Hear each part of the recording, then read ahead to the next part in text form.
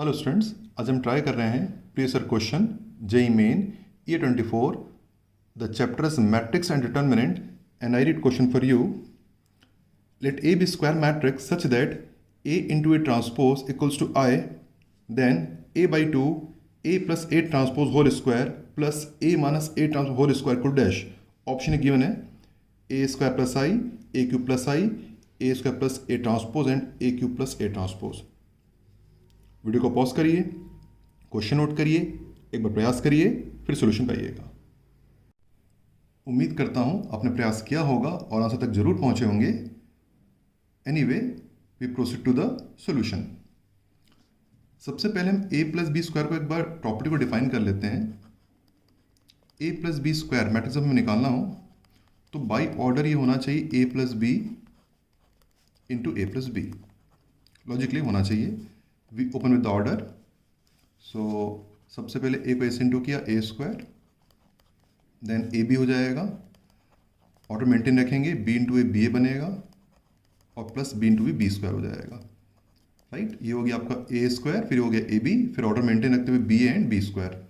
अब अगर हम ऑलरेडी बाई चांस हमें पता है किसी तरह से या हमें गिवन है कि ए बी और बी ए सेम मैट्रिक्स हैं. ये सेम हमेशा तो होते नहीं है, पर अगर सपोज मान लीजिए गिवन है, ये गिवन कंडीशन है कि बी और बी सेम मैट्रिक्स है, उस केस में ये दोनों सेम हो जाएंगे, ऐड हो जाएंगे. तो हो जाएगा आपका ए स्क्वायर प्लस ये दोनों ऐड होकर के बन जाएंगे twice A B plus B square. तो ये तब हो सकता है, तो ए प्लस बी का square A square two A B square तब हो सकता है जब ए बी और बी सेम मैट्रिक्स हो, तब ये हो सकता है. क्वेश्चन में क्योंकि यहाँ पे गिवन है, आप देख पाएंगे यहाँ पे क्वेश्चन में गिवन है A into A transpose equals to I given है.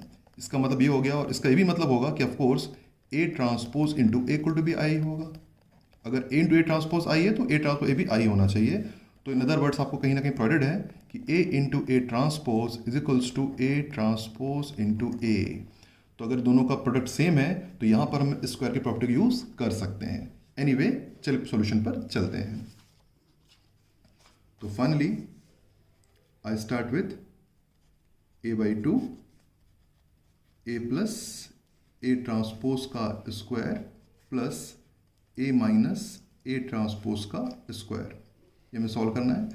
एज वी नो हमने ऑलरेडी डिस्कस कर रखा हुआ है A into A transpose equals to A transpose into A. So we can use this property of square A plus B whole square. तो simply open the property.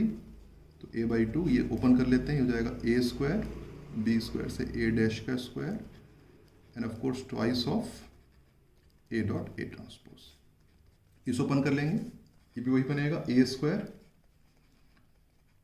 A dash का square minus twice of A into A transpose.